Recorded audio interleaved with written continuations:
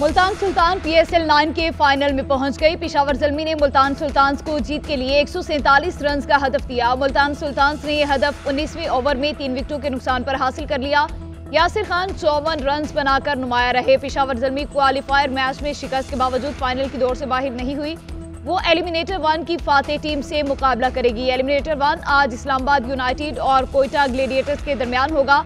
ये मैच हारने वाली टीम का सफर खत्म हो जाएगा। याद रहे, मुल्तान सुल्तान्स ने PSL में चौथी बार फाइनल के लिए क्वालिफाई किया है।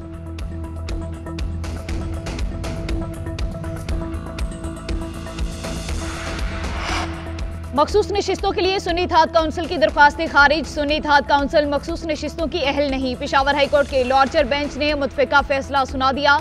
जस्टिस इश्तियाक इब्राहिम ने रिमार्क्स दिए कि जिस सियासी जमात ने इंतखाबात में हिस्सा नहीं लिया वो किस तरह मखसूस नशिस्तों की अहल है।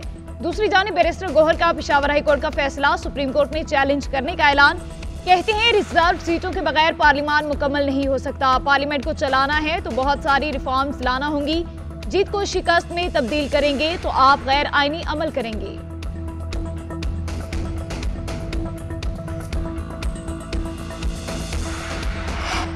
तहरीक इंसाफ का पेशावर हाईकोर्ट का फैसला सुप्रीम कोर्ट में चैलेंज करने का ऐलान। सुप्रीम कोर्ट से लॉर्जर बेंच बनाकर जल्द केस सुनने की इस्तदा। बानी PTI से मुलाकात के बाद बैरिस्टर गोहर ने कहा, रिजर्व सीटों के बगैर पार्लियामान मुकम्मल नहीं हो सकता।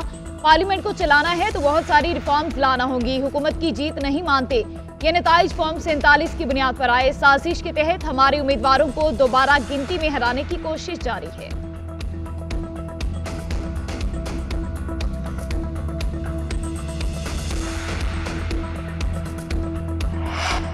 चेयरमैन इरसा की तैनाती पर वज़ीर आला सिंध मुराद अली शाह के एतराज पर वफाकी हुकूमत का यू टर्न। वज़ीर आज़म शहबाज शरीफ ने तैनाती का नोटिफिकेशन वापस ले लिया।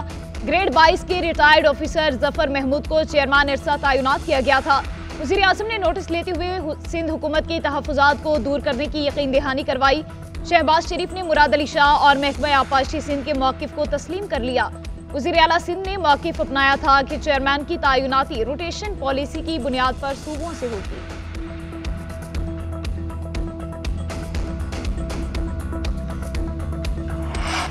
सेनेट इलेक्शन में 6 में से 4 नशिस्तों पर PP उम्मीदवार कामयाब। इस्लामाबाद से यूसुफ रजा गिलानी 204 वोट लेकर सेनेटर मुंतखब।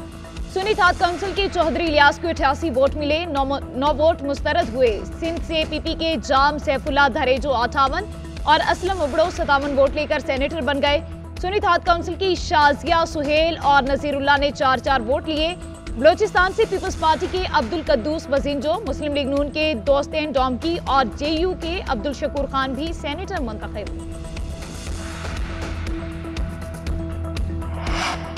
NA81 गुजरांवाला में दोबारा गिनती। नून लीग के हारे हुए उम्मीदवार अजहर कयूम नाहरा कामयाब करार। रिकाउंटिंग में लीगी उम्मीदवार को 1,10,057 वोट मिले। तहरीक इंसाफ के हिमायत याफ्ता बिलाल एजाज 1,06,860 वोट ले सके। आम इंतखाबात में बिलाल एजाज ने 1,17,717 वोट लेकर इलेक्शन जीता था।